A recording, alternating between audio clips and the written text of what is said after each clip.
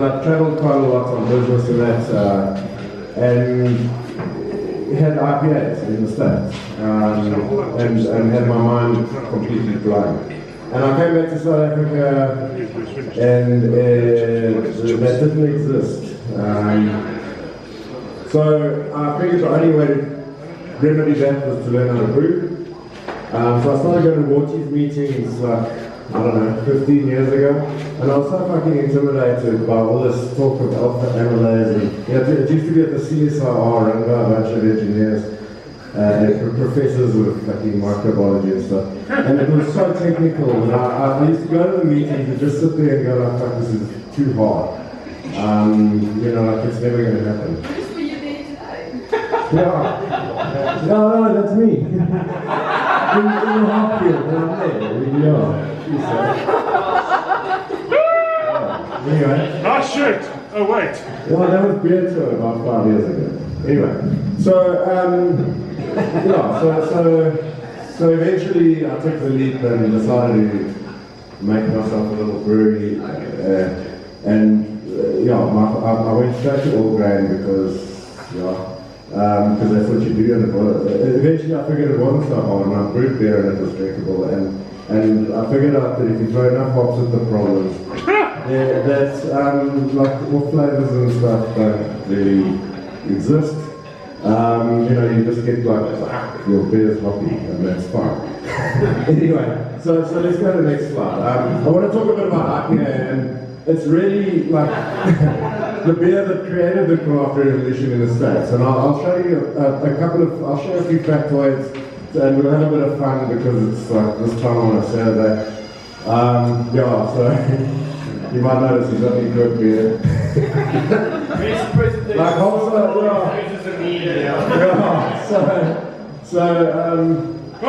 right, thanks, Jules. Africa Brew still.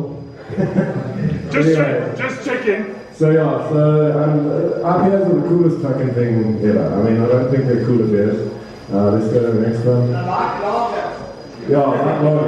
So Jules, let's keep the pace up. So like we've all heard the legend, right, about where IPA comes from. There was some guy, Hodgson, from Bar Brewery and just off the Thames River, and he basically had a contract with the East India Company in 1700s to ship beer to India on a clipper. And obviously the legend goes that he had to like add more hops and make high alcohol beer to survive this long journey. It's actually complete bullshit. So let's go to the next one, Jules. So basically, the beer did go on ships, that part's true. But Hodgson actually brewed porters. And October beers were what were on the shipping manifest, which was like a harvest time beer, but it wasn't particularly hoppy. It was basically like a basic pale ale, English ale. And the word IPA didn't exist in his lifetime. So the word IPA was first kind of mentioned in about 100 years later, after this story, after this beer that went to India supposedly happened. And they found that in advertising records, from the mid-1800s, there was another brewer who actually started calling it pale ale destined for India, and then eventually India pale ale. And then like in about the early 1900s, the style pretty much died out. So we all think of it as a classic British style, and it was for a little while, and some soldiers in India might have liked it and stuff. But the style pretty much died until the mid-70s, when the Americans actually started brewing a hoppier beer, because they had these awesome fruity hops in the States. And then it started undergoing a revival on both sides of the pond. So they started brewing it with British hops in England and with American hops, more or less at the same time in the mid-70s. So when it was brewed in America, basically Anchor Brewing brewed a thing called Liberty Ale. Here it is, famous beer. And it really was the start of of the style, of this very hoppy, floral, bitter, grapefruity kind of beer. It was largely brewed with Cascade hops, or single hops with Cascade hops, and still available today. And that was started, they brewed in 1975. And then Bert Grant's Yakima Brewing Co. and Malting Co. In 1983 actually called the beer IPA for the first time.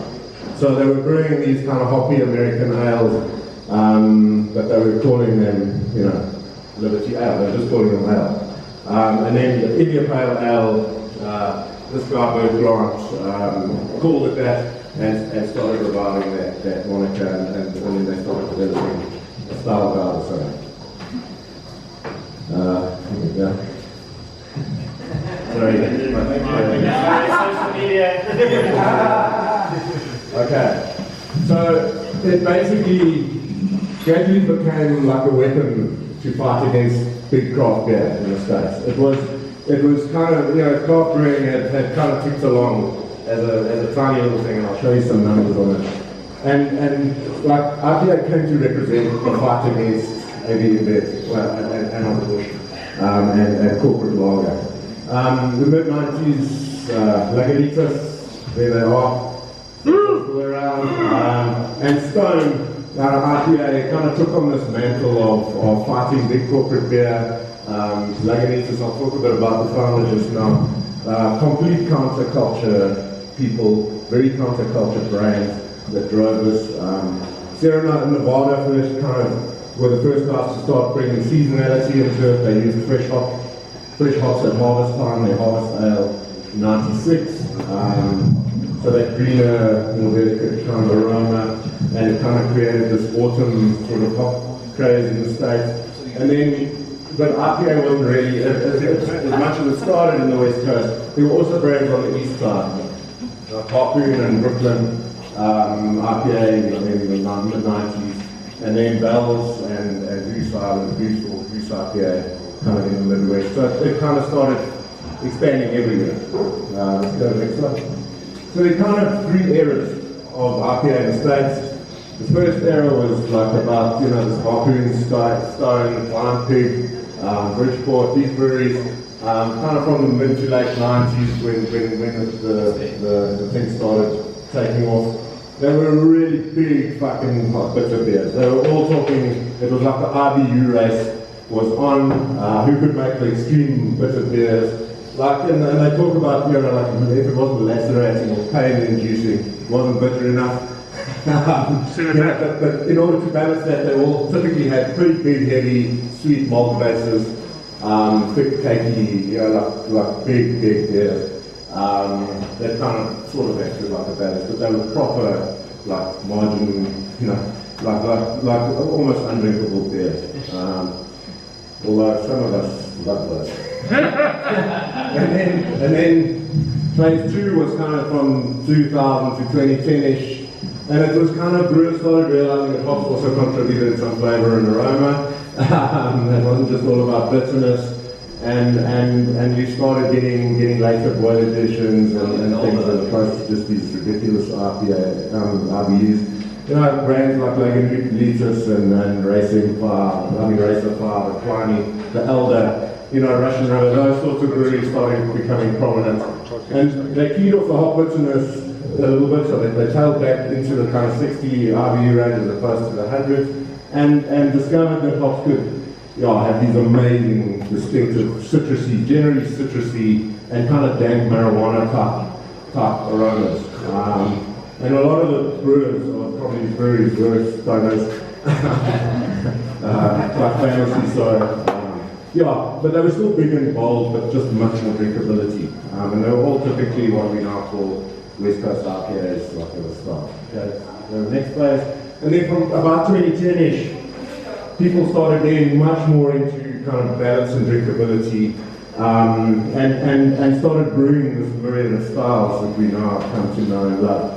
You know, so less of those 60-minute IBUs, much more whirlpool and dry hops being used, and also the range of styles, so red and white and black and Belgian and session and double IPAs and Nippers and all these other guys which I'll talk about just now.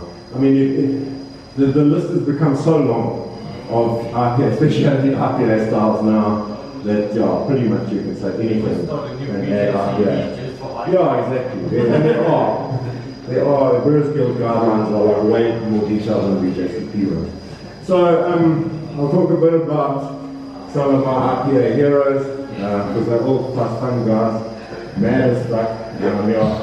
Generally, flannel and beards and Doc Martens and single speed bikes, and it's kind of a cultural thing. Anyway, so Tony McGee from Lagunitas, complete and utter counterculture nutter, big affinity for marijuana culture.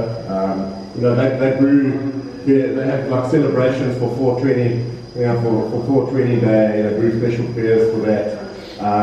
He basically used to have these big pot smoking days in his tap room. Got arrested for dealing weed from his tap room, but he was quoted as saying no one was caught selling pot to undercover officers because everyone was willing to give it to them for free. So eventually the charges were dropped because they weren't selling the shit. Like your favorite guy. Yeah, I know. So he was in jail for 20 days. They closed the brewery for 20 days over it. It cost them a jail. Even their glasses are 440 ml. Yeah, 420 mils. 420 mils. 420, yeah. 420. But he's also like a controversial character. So we were talking about IP earlier. There was this thing, Logo Gate. In 2015, he sued Sierra Nevada because their IPA typeface was too close to his. And this court case dragged on for months. And the whole brewing industry got into a huge fight about it, and there were boycotts of his beer because of the way he wrote IPA. He believed that was part of his branding, and they got a bit too close to that. Eventually it was settled out of court, and part of that was actually because Heineken ended up buying 50% of his shares, so he kind of backed off. But he became a multi-millionaire by selling to Heineken. He was a big player, and I think he found it really uncomfortable having a corporate boss because he's such a nutter. They didn't appreciate him walking around with a joint in the brewery.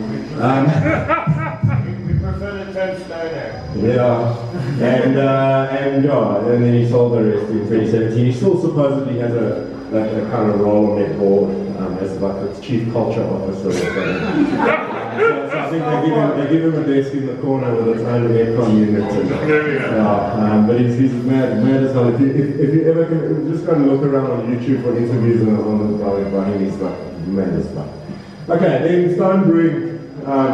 These guys they had like big sort of devil branding and also totally counterculture, like Hell Satan and stuff.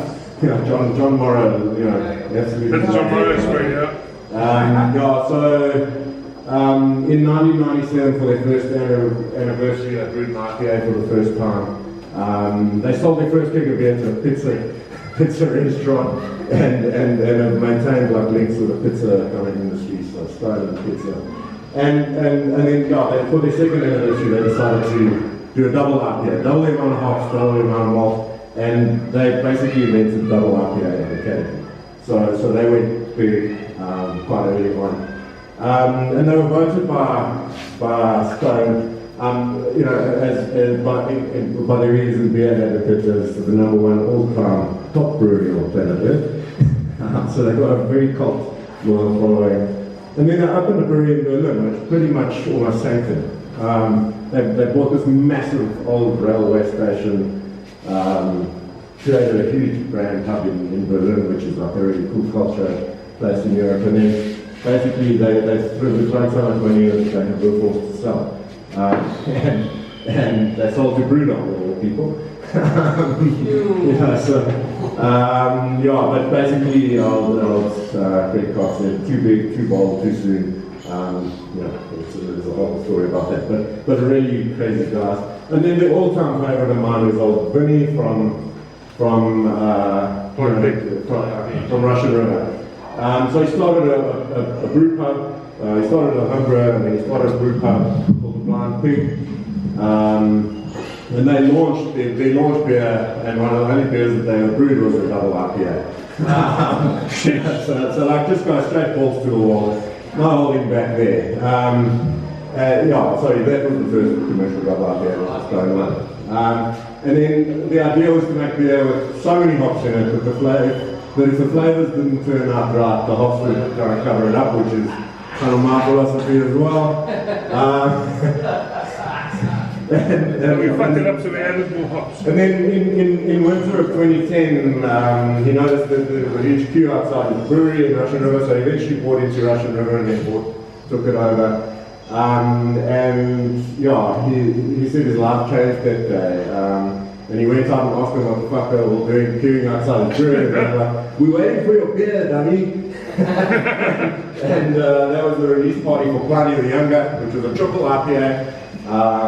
Probably the most famous of all IPAs, the Pliny the Younger and all that, which was an extremely hoppy beer, and it sold out in one day. So that people now camp for days outside the place before each season's release, to a point where they actually buy pavement, like bigger pavement space and put up in furniture there for people to doors on and stuff. So now when they release the beer, they actually don't do it on one day anymore. They try and stagger the release over a 2-week thing. 2 weeks. Pre-booked and stuff, but people still camp outside to try and get tickets. It's crazy. But I mean, yeah, and also just a cool guy. Next one. So I mean, IPA is pretty niche here. I think you guys sometimes have two on check. We've actually got 7 or 8 of them. All sour. I mean, it's great. Yeah. Anyway, so I mean, let's go to So I mean, just some stats. IPA is the third biggest style in the US, and that's 2019 numbers. After American lager and light lager. Oh, man, that was first for white reason. Lager. So when you consider that I think it's typically not brewed by corporate brewers as a style. It's pretty much driven by craft. 3.1% of the total beer market by volume in the States, but 6.4% of dollar sales. So it's expensive beer because it's got lots of hops in it, and hops cost money. And yeah, it's between 24 and 33% depending on how you define it of the craft category in the States, which is massive. So it's a $7.5 billion industry in the States, just IPA. That's like a fucking shitload of beer. Let's go to the next one.